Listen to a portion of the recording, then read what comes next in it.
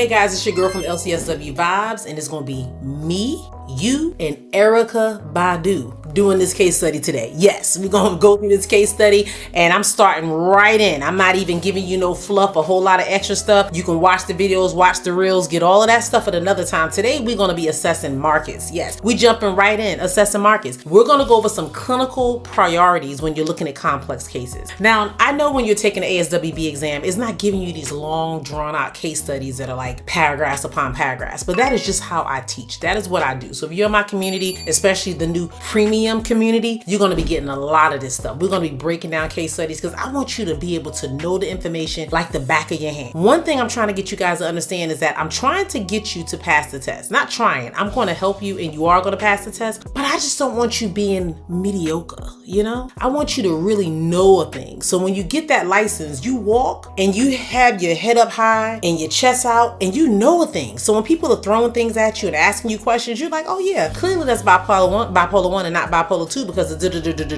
you know, that's what I want you to do. So that's why I do these case studies. I like the deep dive because if you know things on a surface level, you might pass, but it's gonna catch you and bite you in the eventually, because you're going to be asked questions, you're going to be interviewed, you're going to be managing people, overseeing people, and you got to know your stuff, you know? So that's what this is about. All right, so we're going to jump in today without further ado with a case study, and the guy's name is Marcus. So we're going to be talking about Marcus. Boom. I'm going to make sure I have my screen right so you guys can see it. So I'm going to read this out to you. But again, you can mute me. Remember, this is a video. You can pause it, stop it, mute me, do whatever you need to do and read it yourself because I want you to really understand what Marcus got going on. It's a lot. All right. So Marcus is a 34-year-old male who presents to your outpatient clinic stating, "My wife says I need to get help or she's leaving." He reports working 60 to 70 hours per week as a financial analyst and admits to drinking 4 to 6 beers nightly to wind down. His wife recently discovered he's been hiding credit card debt of $45,000 that has accumulated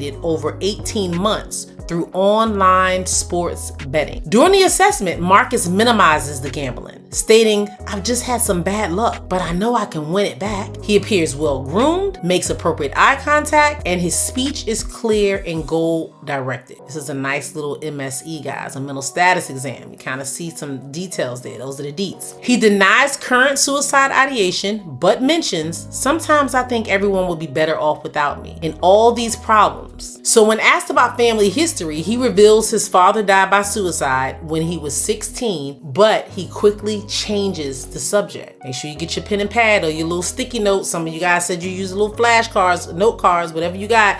Write down the key points, what sticks out to you. So remember, we're looking at this from a clinical eye. So what sticks out? What do we know so far about Marcus? You know, he's 34, like write them out. Put them in the, matter of fact, put them in the comment section. Put them in the comment section and tell me what you're thinking so far about Marcus that sticks out on these 2 paragraphs. All right, let's move on. Marcus reports poor sleep, 3 to 4 hours a night, decreased appetite, difficulty concentrating at work, and that he doesn't enjoy anything anymore. And this has been going on for the last 6 months. His wife has stopped attending social events with him due to his irritability. He has no prior mental health treatment and expresses ambivalence about therapy, stating he just needs to figure out how to fix the money situation. So that's what's going on with Marcus. Go ahead and write down the rest of the notes that you feel are relevant as we go through this second paragraph, or should I say third paragraph, about what's happening with Marcus. So I want to go through some things that are pretty relevant to me that stick out. So I know that we've read all the detail, you have your little note card and you're writing down your information, but I want you to be looking at these things from a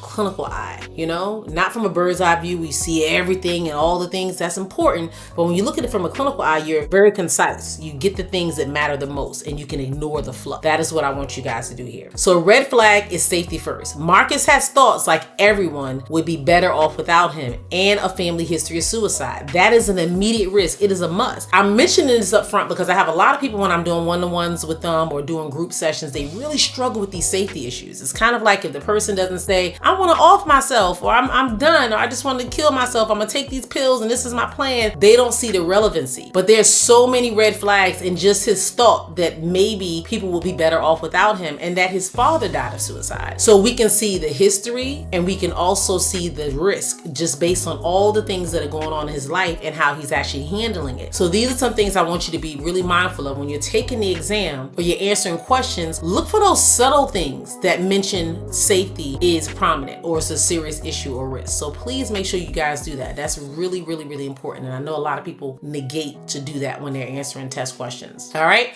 So far we got the red flag. Now, what I want you to say, I'm going to reiterate this and I put it on the screen because I'm putting it in my own words. Safety is a non-negotiable. For real, guys. Any indication, regardless of how small, of suicidality must be addressed before anything else. So it is what it is. I know there's other things that's important in this scenario. A lot of things that we need to talk about and we need to hit, but we're talking about first. So when I'm doing this, I want you to think of the FMBM method too. So we're focusing on first. And the first thing we're going to do is address safety. That is paramount. There's nothing that comes before that. That is what we're doing. Let me hear you guys say safety. Put it in the comment section. Safety. Yes. And before I move on to this video, I realize a lot of you guys have been rocking out with your girl, and I love it. We've hit 8,000 subscribers before the year started, and I'm just hella proud and hella excited. But I noticed not all of you guys are subscribing. You guys are watching the video, but you ain't subscribing. You know what I mean? I see like 10, 11,000 views and stuff. So that means about 2,000, 3,000 of y'all are not, subscribing. And even if you're licensed and you got license already from rocking with this channel, trust me, you do not want to just stop there.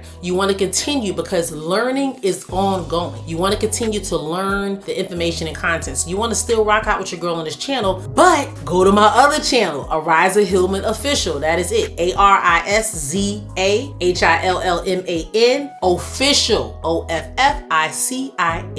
You probably even got to put that all in. Just put Ariza in and Google it, baby. And it will pop up. That is my other channel, and that is the game changer one. That's the one that I'm going to teach you what to do now that you got that license. I'm going to help you level up so you can start making that money, baby. That's what it's about. All right. So definitely go over there. We're going to focus on mindset, financial things. I put a little bit of, personal life stuff, just give you a little bit more flavor of your girl behind the scenes when I'm not just focusing on this test prep. So definitely check out that video, the videos over there. But let me jump back into here. Hey guys, if you tired of studying alone or second guessing every ASWB question, you need this. Go to chat.lcswvibes.com. Yes, this is the AI tutor for LCSW Vibes, your study partner that never sleeps. Ask it anything and get instant explanations. Practice real ASWB style questions. Get answers with the rationales. Build a personalized study plan and even learn the FMBM method step by step. I'm telling you, people are leveling up faster than ever. If you're tired of spending money on test prep materials and you just need one thing that's going to help you get you to the finish line, this is the investment you need to make. Check it out. Talk to you soon.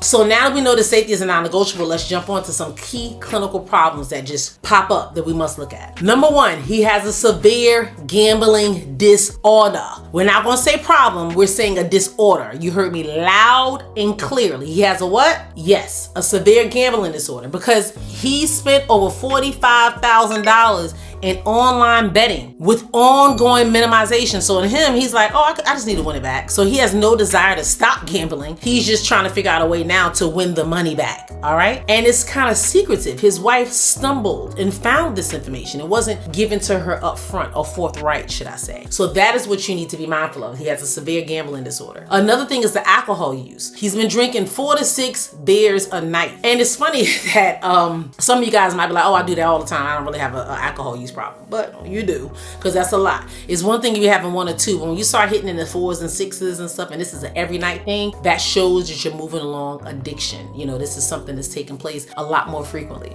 I was watching a video that Denzel Washington did, and I did a video on it on my other channel too, but I love me some Denzel. I'm sure we all do. That's Uncle Den. But anyways, Uncle Denzel was sharing how he would drink 1 to 2 bottles of wine at night, and he didn't think it was a problem until he realized, he stopped and all this kind of stuff. He had an addiction and he owned it and all that. But it was so amazing to me to see how many people were in the comment section under my video saying, 1 to 2 bottles of wine, that ain't nothing. I do that all the time. I don't have an addiction. And I'm thinking to myself, like, that's somebody saying, oh, 1 to 2 packs of cigarettes a day. I smoke that, but I don't have a, come on now. So anyways, you guys get it. 1 to 2 full bottles of wine. I'm sure everybody Well, a lot of you guys might endeavor and have a glass of wine or two, but we're talking about a bottle of wine or two. So to him, it was an addiction. And to most, they probably would say along the lines, if you're doing this every single night, I'm looking at it as being problematic. All right. So the clinician and you need to be able to pick up on these subtle hints and these clues that people are giving you. Whether they're working with clients, people are sharing things with you, you have to be able to read in between the lines and see things for what it is. All right. And then the last one is the major depressive symptoms. Marcus is struggling with not just poor sleep, but he also has a low appetite, loss of enjoyment, and he has difficulty concentrating.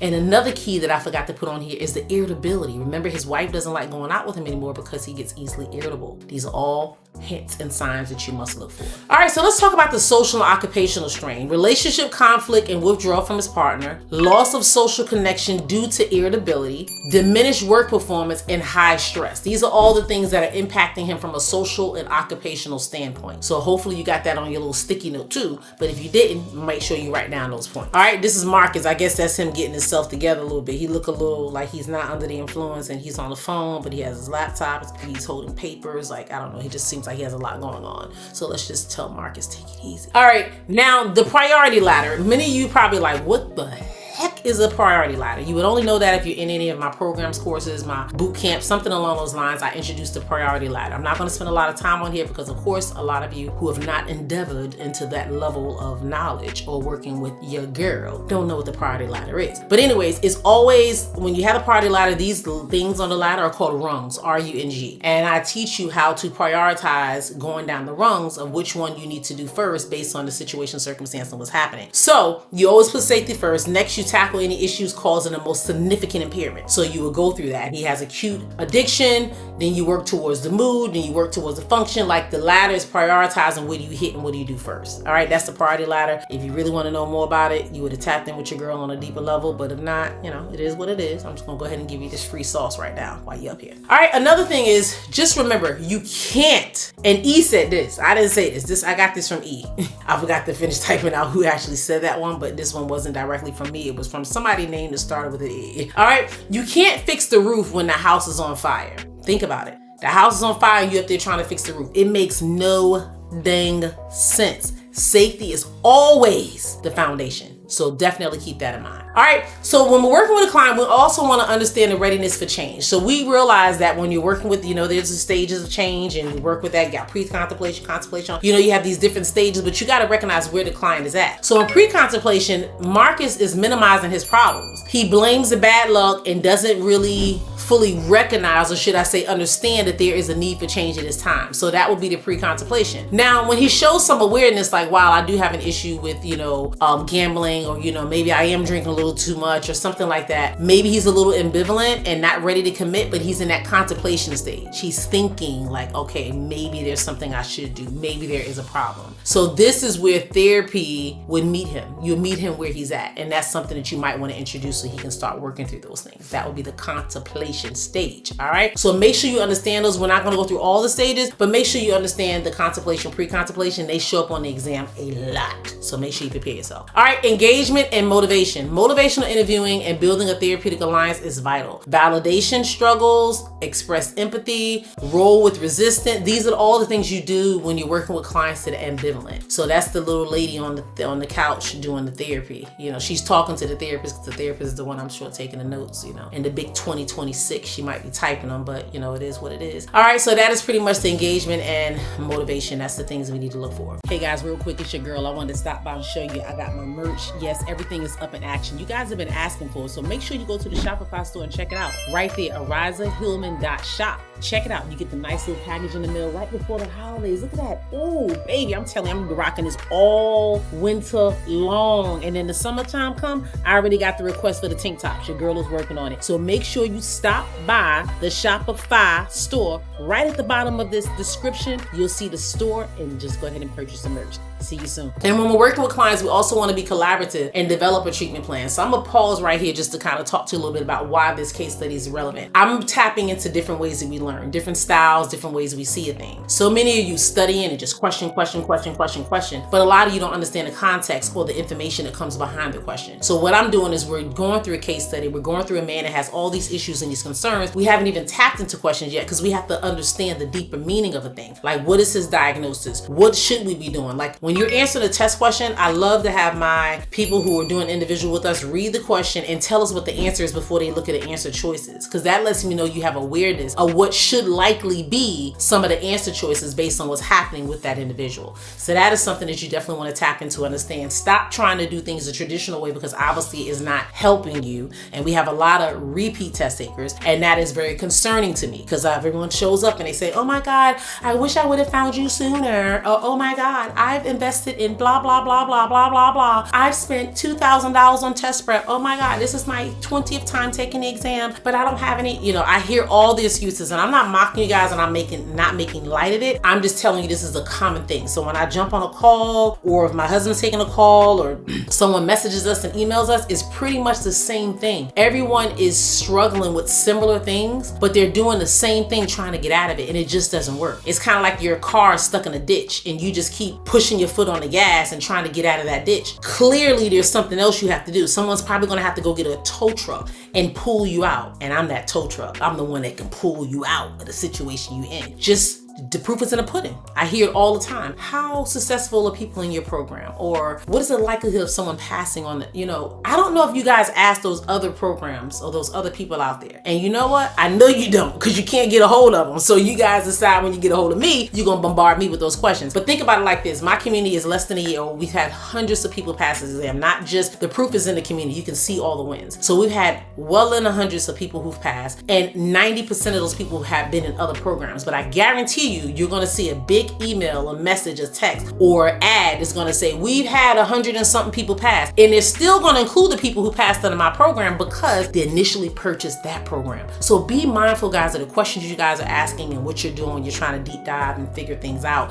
when it comes to this test prep. Only thing I'm going to tell you for the big 2026 is your girl is keeping it real with you forever. I'm not doing a lot of calls anymore. I'm not doing a lot of repetition. I'm not trying to sell you or persuade you to do a thing. You know what you need to do to level up. I have the product. I have the proof. I have the sauce, whatever you want to call it. And if you're ready to jump on board, your girl is going to be here. But other than that, you're not going to see me doing a lot of things trying to explain and persuade, because I have been able to show you the proof now that it works. It's just up to you to decide. So that is something that is happening that is going to be different this year. So if you do see the free consult and you click on that link and you're like, oh my God, you don't have anything available to 2027. You're right, because what I'm doing now is giving 1,000% of myself to my community. The premium community, they get every bit of me. I'm jumping on their live each week. We have office hours. I'm giving assessment tools. I'm throwing out questions. They're in there. They can take the course. I can tell them what to, it's just a game changer. I'm going to actually show you guys a snippet of how that program looks, because I'm just so excited by it. It's not even up and going yet, but it will be probably by the time this video posts. So I will definitely share that with you guys a little bit later. All right. So I did my tangent in the middle. See how I did that in the middle? Because you guys got to see the rest of the slides. So I know you ain't going to jump off or fast forward me.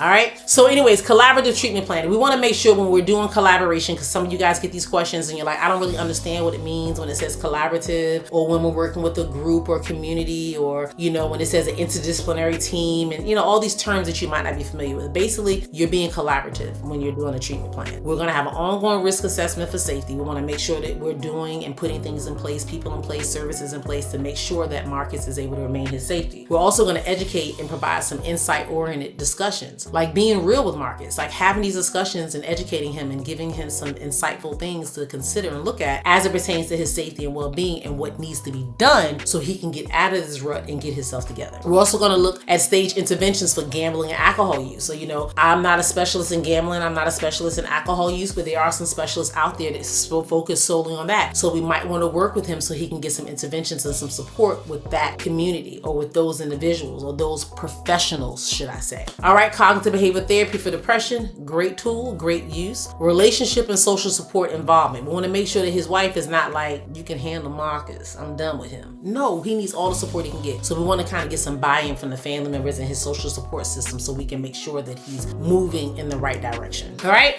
So we want to get the family involvement. We're going to be looking at some specialist referrals, and we're going to be working in a team approach. That is where that multidisciplinary team comes in at. And for those of you who don't know what that is and you're just confused when you see multidisciplinary multidisciplinary team is pretty much a group of professionals that are together all for the common purpose of helping an individual. So that would be the psychiatrist, the psychologist, the doctor, or whatever medical professional. It could be the social worker that's doing the discharge. It could also be the therapist that's providing the mental health treatment. All of them together as a team, they're working together. That's a multidisciplinary team. And as these individuals all work together, they all have a certain purpose or a certain role. And that is to specialize and to be the expert in their specific role. So if I'm the social worker in this interdisciplinary team, am I the social worker that's doing the discharge and doing the planning of the hospitalization or referral based stuff? Or am I the social worker that is the actual therapist that's providing therapy? Because our roles would be different and what we do would be different. So we need to have an understanding of that. All right, guys, real quick. I'm always talking about the community, the LCSW Vibes. We leveling up. And this is the sneak peek of the community. As you can see, it's on and popping. We got a lot happening. I got ethics over here, human development, or study guides that you guys asked me about on the YouTube channel. It's all right there. Test questions. You just want to level up and learn and see if you can answer those questions. I'm testing your knowledge. Let me go back to the home screen. If you want to learn more about what services I offer and what other things are there,